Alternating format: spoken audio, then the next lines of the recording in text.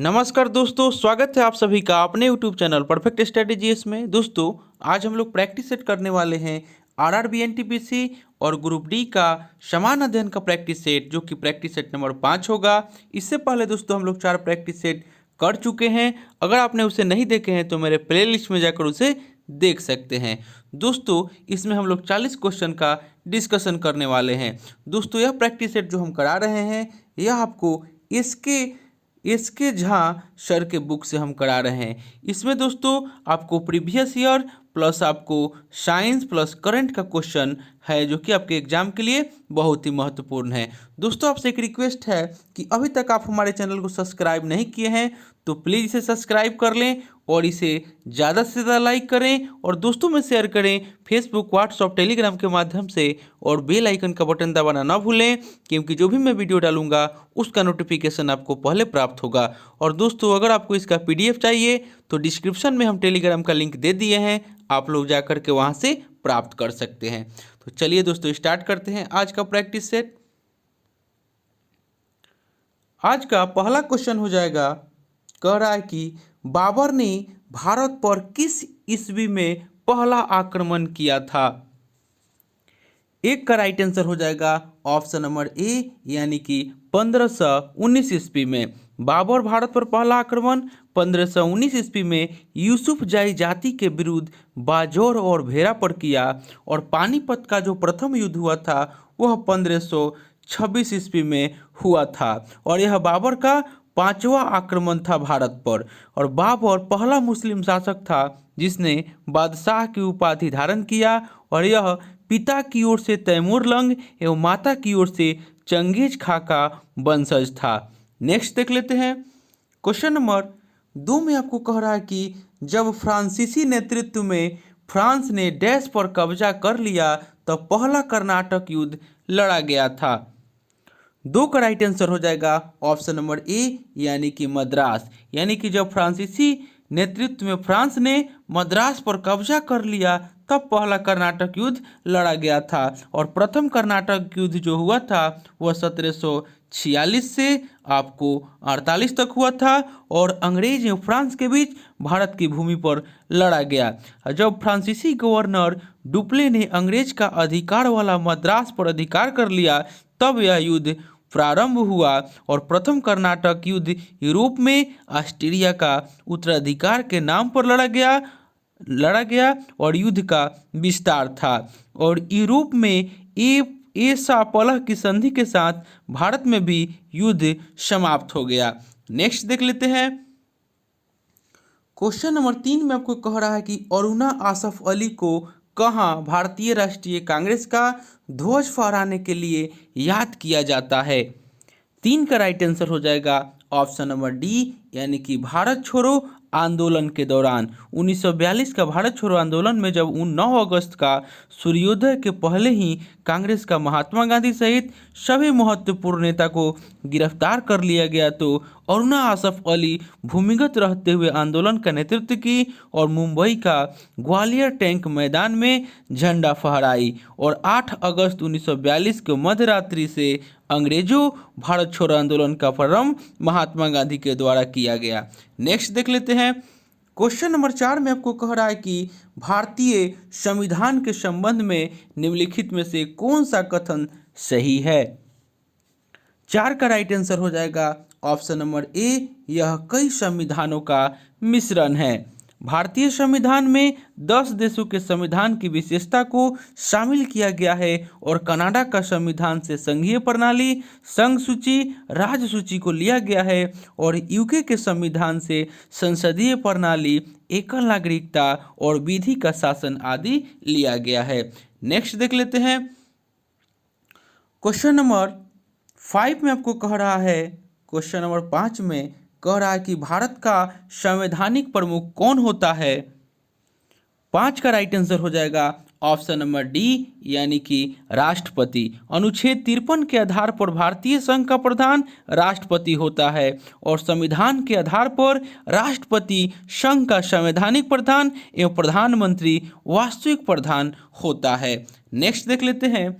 Question number 6 में आपको कह रहा है कि भारत के नियंत्रक और महालेखा परीक्षक किसके द्वारा नियुक्त किया जाता है? तो 6 का राइट आंसर हो जाएगा ऑप्शन नंबर सी, यानी कि राष्ट्रपति के द्वारा नियुक्त किया जाता है। और संविधान के अनुच्छेद 148 के आधार पर राष्ट्रपति नियंत्रक महालेखा परीक्षक को नियुक्त करता है और जो नियुक्ति के पश्चात 6 वर्ष या 65 वर्ष की अवस्था तक दोनों से जो पहले पूरा हो तब तक अपने पद पर कार्य करता है। नेक्स्ट देख लेते हैं। क्वेश्चन नंबर 7 में आपको कह रहा है कि जब 3/4 चांद दिखाई देता है तो उसे कहा जाता है?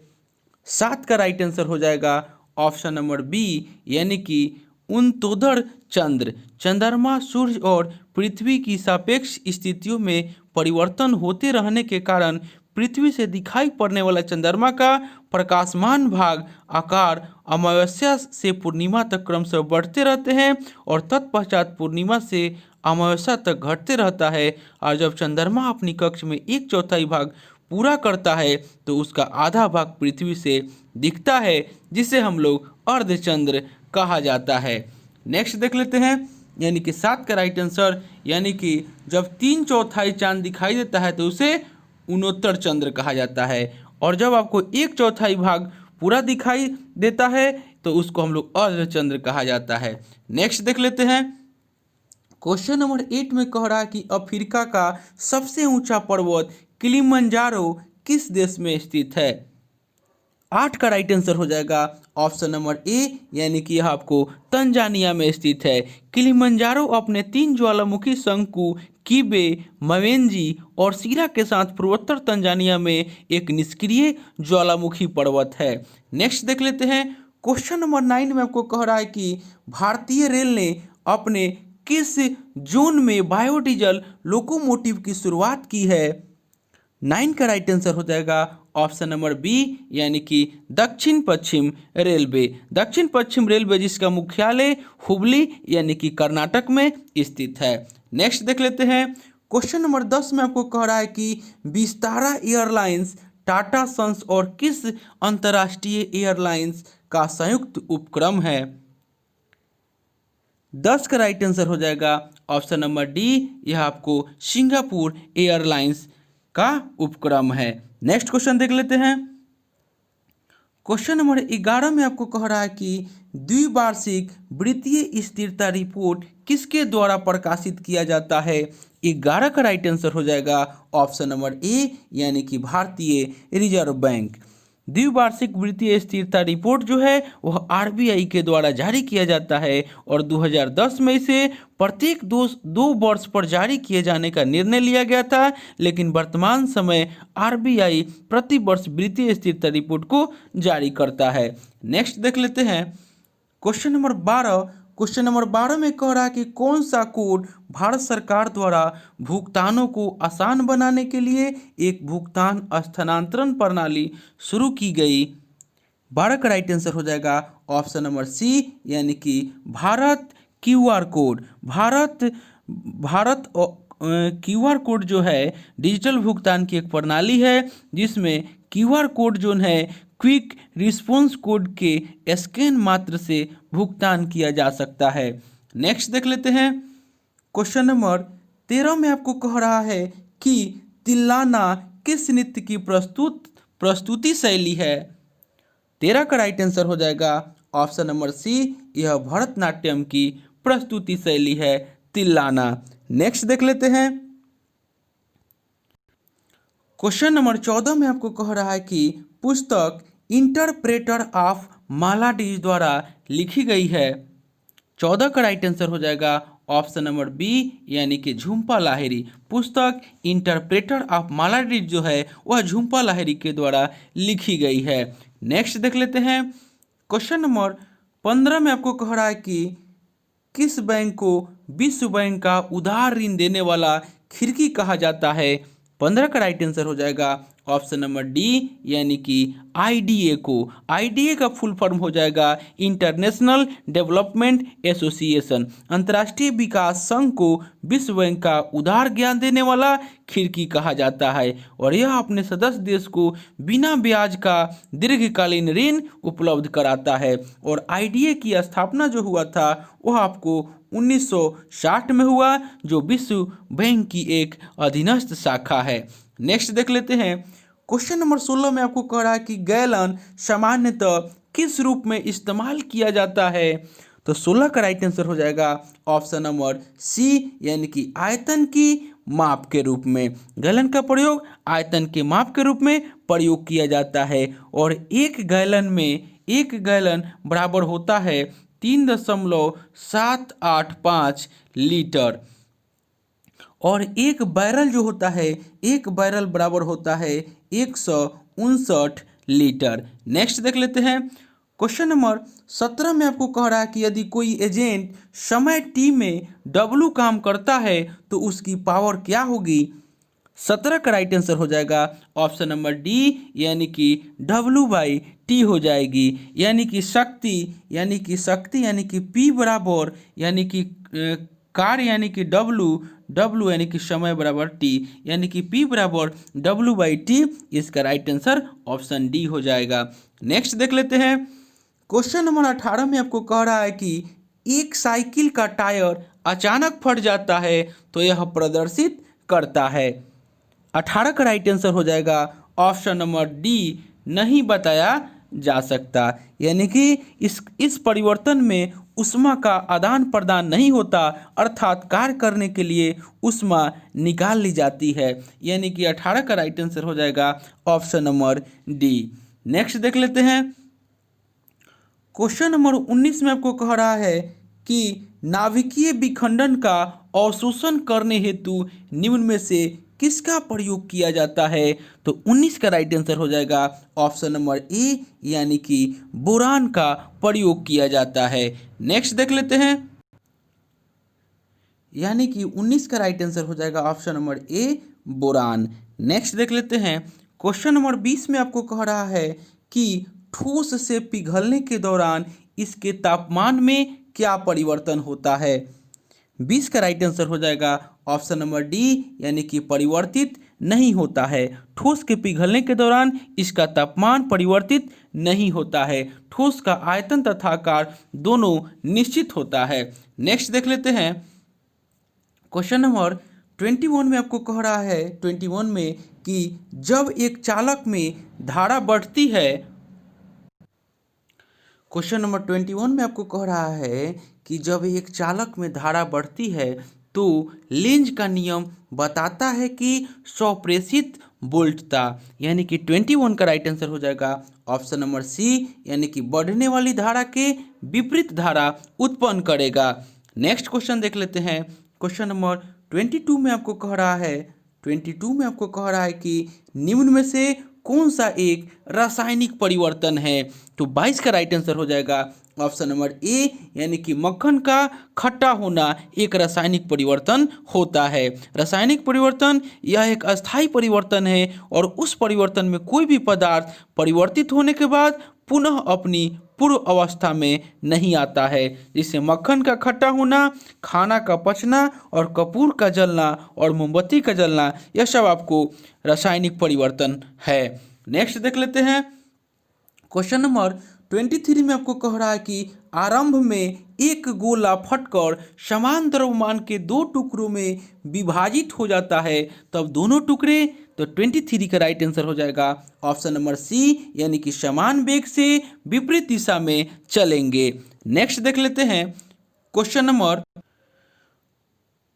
24 में आपको कह रहा है कि एक परमाणु में न्यूट्रॉनों की संख्या किसके बराबर होती है?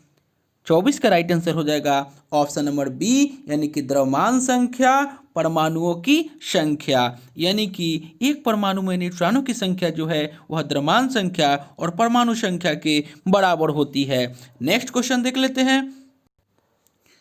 यानी कि 24 का राइट आंसर आपका ऑप्शन बी हो जाएगा। नेक्स्ट क्वेश्चन देख लेते हैं। क्वेश्चन नंबर 25 में आपको कह रहा है कि देहली आवृत्ति क्या है। 25 का राइट आंसर हो जाएगा ऑप्शन नंबर बी, यानी कि जिसके नीचे प्रकाश विद्युत उत्सर्जन संभव न हो वही आपको देहली आवृत्ति होता है, यानी कि वह न्यूनतम ऊर्जा या आवृत्ति या तरंग दर जिस पर प्रकाश विद्युत प्रभाव को की घटना घटित होता है और देहली ऊर्जा आवृत्ति या देहली ऊर्जा या देहली तरंग दर कहते हैं। नेक्स्ट क्वेश्चन देख लेते हैं। क्वेश्चन नंबर 26 में आपको कह रहा है कि रक्त किस प्रकार का ऊतक है। 26 का राइट आंसर हो जाएगा ऑप्शन नंबर सी, यह आपका संयोजी ऊतक है। नेक्स्ट क्वेश्चन देख लेते हैं। क्वेश्चन नंबर 27 में आपको कह रहा है कि मानव के शरीर में वर्टिब्रेट निम्न में से किस अंग का भाग है। 27 का राइट आंसर हो जाएगा ऑप्शन नंबर सी, यह रीढ़ की हड्डी का भाग है। मानव शरीर के कशेरुक रीढ़ की हड्डी का भाग है, जिसमें रीढ़ की हड्डी होती है उन्हें कशेरुकी कहते हैं और कशेरुकी या कशेरुकी दंडी प्राणी साम्राज्य के कार्डेका समुदाय का सबसे बड़ा उप समुदाय है। नेक्स्ट क्वेश्चन देख लेते हैं। प्रश्न संख्या 28 में आपको कह रहा है कि APGAR स्केल क्या है। 28 का राइट आंसर हो जाएगा ऑप्शन नंबर सी, एक नवजात शिशु की भौतिक स्थिति निश्चित करने का स्केल है। नेक्स्ट क्वेश्चन देख लेते हैं। क्वेश्चन नंबर 29 में आपको कह रहा है कि MS ऑफिस किस प्रकार का सॉफ्टवेयर है। 29 का राइट आंसर हो जाएगा ऑप्शन नंबर बी, यह एक एप्लीकेशन सॉफ्टवेयर है। नेक्स्ट क्वेश्चन देख लेते हैं। क्वेश्चन नंबर 30 में आपको कह रहा है कि नेशनल ग्रीन ट्रिब्यूनल क्या है।